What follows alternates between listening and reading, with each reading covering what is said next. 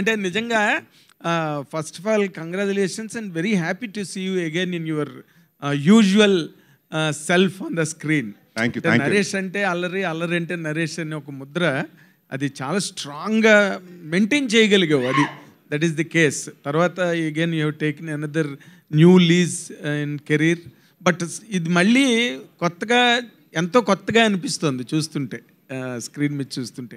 And but as far as your personal experience is concerned, అసలు దీన్ని experiment చేసేటప్పుడు ఇన్ని సినిమాలు మారిపోయి మళ్ళీ coming back to that same original position, అసలు నీ ఎక్స్పెరిమెంట్ ఎలా అనిపించింది నీకు?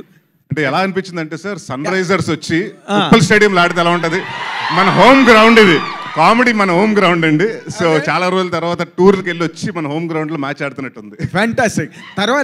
తర్వాత ఈ సినిమా చేసిన తర్వాత, కంప్లీట్ అయిన తర్వాత నీకు దాంట్లోంచి మళ్ళీ ఆ జానర్ నుంచి బయటకు వచ్చి మళ్ళీ ఇంకో సినిమా చెయ్యాలంటే అసలు how will it feels for you Naresh? Sir that is an active thing sir. అంటే స్విచ్ ఆన్ స్విచ్ ఆఫ్ అవ్వాలి. మనం చేసే పాత్రలు ఒక కామెడీ సినిమా చేస్తుంటే మనం అక్కడ కామెడీ ఎమోట్ చేయాలి, అదే సీరియస్ క్యారెక్టర్ చేసినప్పుడు. So I think as an యాక్టర్గా 62 సినిమాలండి, ఇది 62వ సినిమా కొడతారు ఇంకా.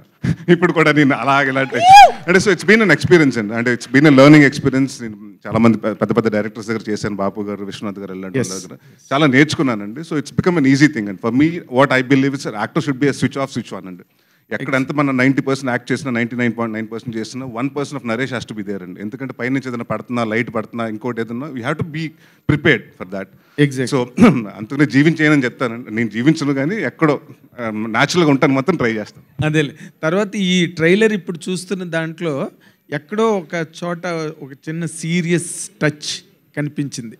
అవునండి. అది what that serious touch can be? అంటే ఇట్స్ అబౌట్ అండ్ ఎమోషన్ అండి. అంటే పెళ్లి కాని వాళ్ళు ఉంటే వాళ్ళ ఇంట్లో ఎంతమందికి, అంటే ప్రతి ఒక్కళ్ళు వచ్చి పెళ్ళి ఎప్పుడు పప్పనప్పుడు పెడతామని అడుగుతుంటారండి క్వశ్చన్స్. వాళ్ళ ఇంట్లో ఎంతమంది బాధపడుతుంటారు. ఇంకా అక్కడి నుంచి హౌ ఒక మ్యారేజ్ అన్నది జరగకపోతే వాళ్ళ అప్సైడ్లో అయిపోతుంది జీవితం. సో దాని గురించి చూపిస్తుంది జరుగుతుంది. It has an emotion also అండి towards the end of the film. It has an emotional connect అండి. అదే మరీ పూర్తిగా ఏదేదో లల్లబీలా కాకుండా లేదండి. ఎందుకంటే ఏ సినిమా చేసినా కూడా అండి బయటకు వచ్చిన తర్వాత వీ హ్యావ్ టు స్టెప్. అంటే ఇప్పుడు బయటకు వచ్చేటప్పటికి మనకు ఒక కంటెంట్ ఏం సినిమా దేని గురించి చెప్తున్నాం, ఒక ఏ ఇష్యూని అడ్రస్ చేస్తున్నాం చెప్పాలి కదండి. ఇష్యూ లైక్ దీంట్లో కూడా ఒక చిన్న సీరియస్ ఇష్యూని అడ్రస్ చేయడం జరుగుతుందండి. చాలా మందికి అది ఇప్పటికీ తెలియదు. అది అంటే బాగుంటుంది పెళ్ళి అనే దాని మీద ఎంత మోసాలు జరుగుతున్నాయి అన్నది కొంచెం చూపిద్దాం, అది కామెడీ విధంగా చూపిద్దామని చేయడం జరిగింది. All the very best. Thank you. Good luck. Thank you. Naresh గారు, ఆ ఒకటి అడక్కు అంటే మాకు గుర్తుకొచ్చేది రాజేంద్ర ప్రసాద్ గారు, ఇటు నాన్నగారు, ఆ సినిమానే. ఇప్పుడు దాన్ని మించేలాగా ఈ సినిమా ఉండబోతుందా? ఈ టైటిల్ పెట్టడానికి కారణం ఏంటండి అసలుకి? దానికి దీన్ని కంపేర్ చేయొచ్చు సార్ ఫస్ట్. ఎందుకంటే అది ఇది టోటలీ డిఫరెంట్ అండి. దాంట్లో ఏంటంటే పెళ్లి కాని అంటే సెటిల్ అవ్వకుండా పెళ్లి చేసుకున్నాడు కదా, దీంట్లో సెటిల్ అయినా పెళ్ళి అవ్వనివాడు కదా. So it's two different thing అండి. మేము చాలా రకరకాల టైటిల్ అనుకున్నాం. బట్ జనరల్గా ఏంటంటే పెళ్ళి ఎప్పుడు, లేకపోతే ఉద్యోగం ఎప్పుడు, లేకపోతే పిల్లలు ఎప్పుడు, ఇలాంటి జనరల్ క్వశ్చన్స్ అడుగుతుంటారు. సో అలాంటి దాని దగ్గర మనకు ఆన్సర్ ఉండదు. సో అలాంటిటప్పుడు హీరో ఆ ఒకటి అంటుంటాడు, ఆ ఫ్రస్ట్రేషన్ నుంచి వచ్చి ఫన్ ఉంటుందండి. సో దానికోసం పెడతాం జరిగింది కానీ, అంటే సినిమాకి కథకి యాప్ట్ని పెడతాం జరిగింది కానివ్వండి, దానికి దీనికి ఎటువంటి పొంతన లేదు.